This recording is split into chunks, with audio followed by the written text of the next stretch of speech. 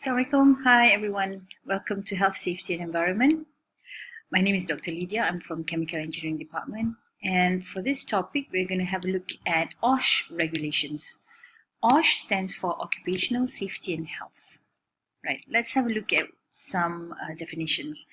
Legislation or law means it is a directive placed by a governing body. It can be a government or it can also be an industry that sets a directive.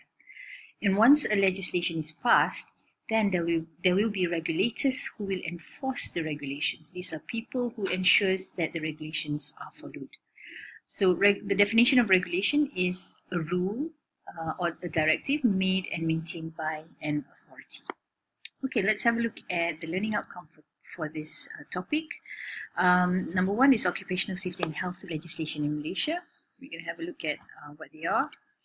And the roles of employers, employees, safety committee, and HSC personnel. Right, let me ask you, do you know of any OSH legislation available in Malaysia? No? You don't know? Okay, have you heard of OSHA? OSHA stands for Occupational Safety and Health Act 1994. The year indicates when it began. Right? So it is a set of rules. You can have a look at it on the website from DOSH, right? It has a list of things that sits under the Act. It's interesting to see. If you're interested, go online and have a look at what it's all about. In bahasa, it is called Akta Keselamatan dan Kesihatan Pekerja 1994. Right, so who are the regulators that takes care of OSHA or that ensures that OSHA is followed? Let me just move a little bit here.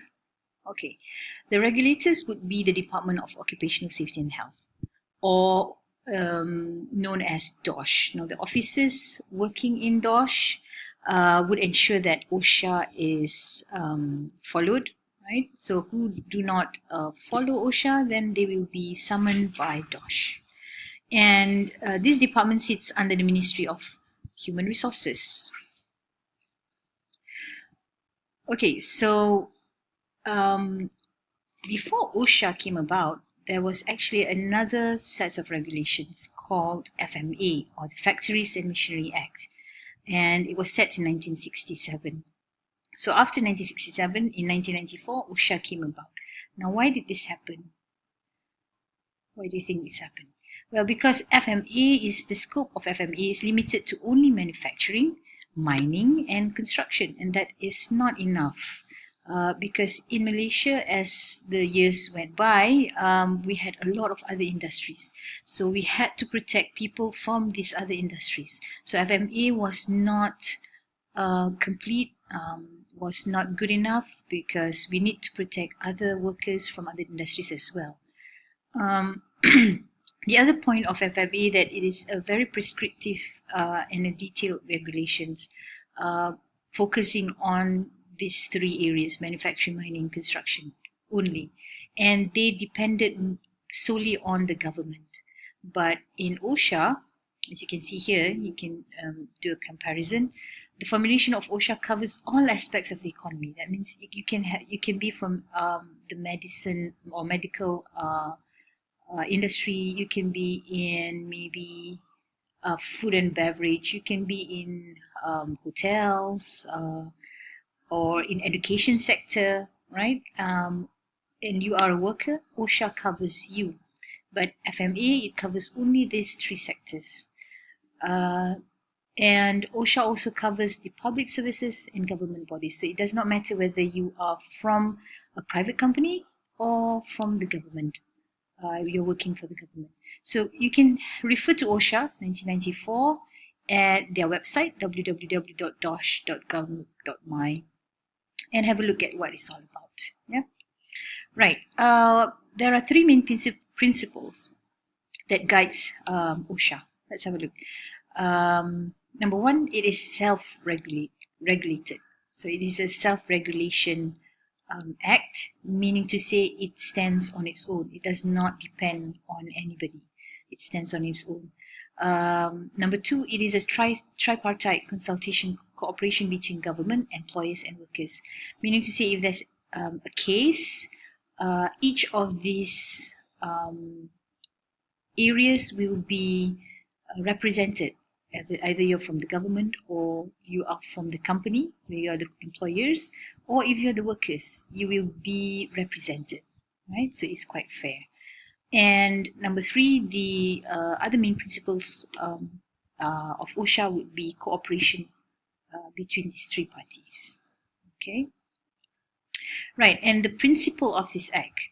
This principle of this act. Now, this is a very, very important slide. I put a star there. Let me just move a bit so that you can read that. The principle of this act is to make further provision for securing that safety, health, and welfare of persons at work, for protecting others against risk to safety or health in connection with the activities of persons at work, to establish the National Council for Occupational Safety and Health, and for matters connected therewith. Now, let me just explain here that this act looks at the welfare of persons at work, and not only that, it also protects others.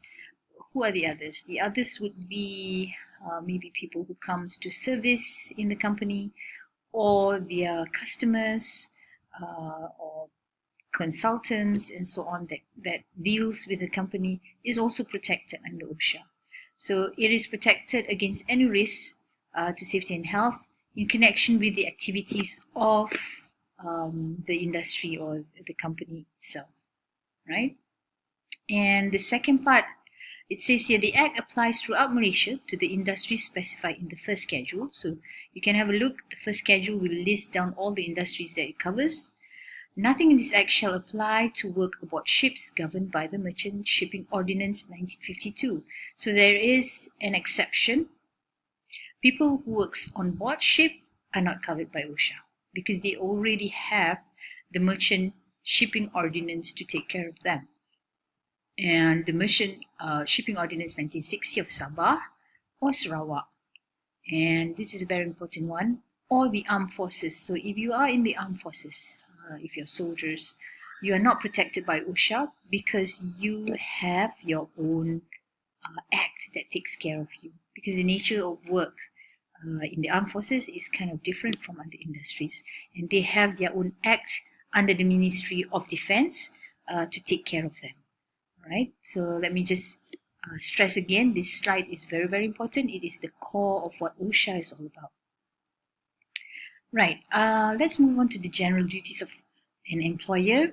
I'm not going to read the whole thing. You can, anytime, you can relook at this video and read again what this means. But I'd like to show here that the general duties of an employer, one of it is to provide a safe workplace for employees and visitors with adequate means of access and exit and welfare facilities. For employers with more than 5 employees, they must formulate a written policy on OSH matters. Now, if the company has only 4 employees, then they are not needed to put in a written policy. Like in University Technology Petronas, we have more than 5 employees, so we do have a written policy. Have you seen the written policy of OSH before? Right, have a look around campus. We have it at the labs. We have it near the lifts, I think. So take time and have a look at that. Now, if they fail to comply to any of the points here, they can be fined for 50,000 ringgit or 2 years imprisonment, or even both, right? These are the general duties for a designer, manufacturer, importer, supplier. So you see, OSHA covers everybody. And these are some of the points that they must follow through. One of the things that I'd like to point here is that if you are a supplier, for example, you need to provide sufficient information and training to ensure that the safe use of machineries or substances. So if anything happens, you are liable because if you did not give the right training to the people who buys your equipment and so on and so forth. And if that happens, you will be penalized for 20,000 or fined for 20,000 or 2 years or both. Right? So take your time and have a look at what all these points are.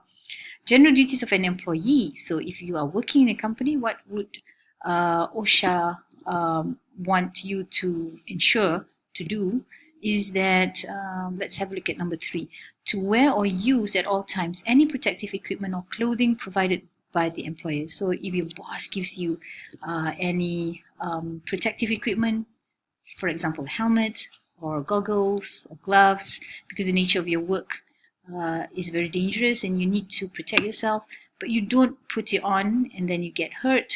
So under OSHA, your employer is not guilty, but you are the one who's guilty, and you can be fined for 1,000 ringgit or 3 months imprisonment or both. Okay, so this is what OSHA is all about. So take some time to have a look at all these points again. Right, there's also what we call a safety and health committee. Now, if there's a company or an industry that employs 40 or more employees, they must establish an OSH committee, Occupational Safety and Health Committee.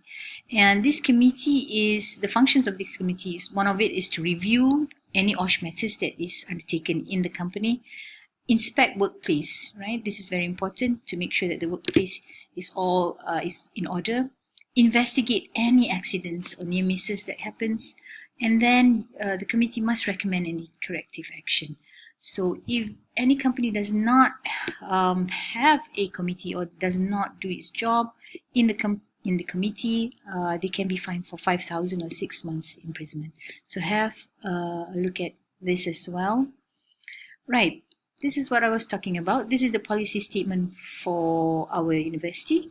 So try to look for it sometime around campus and try to read through. We also have what we call a safety and health officer. Safety and health officer is a very important position.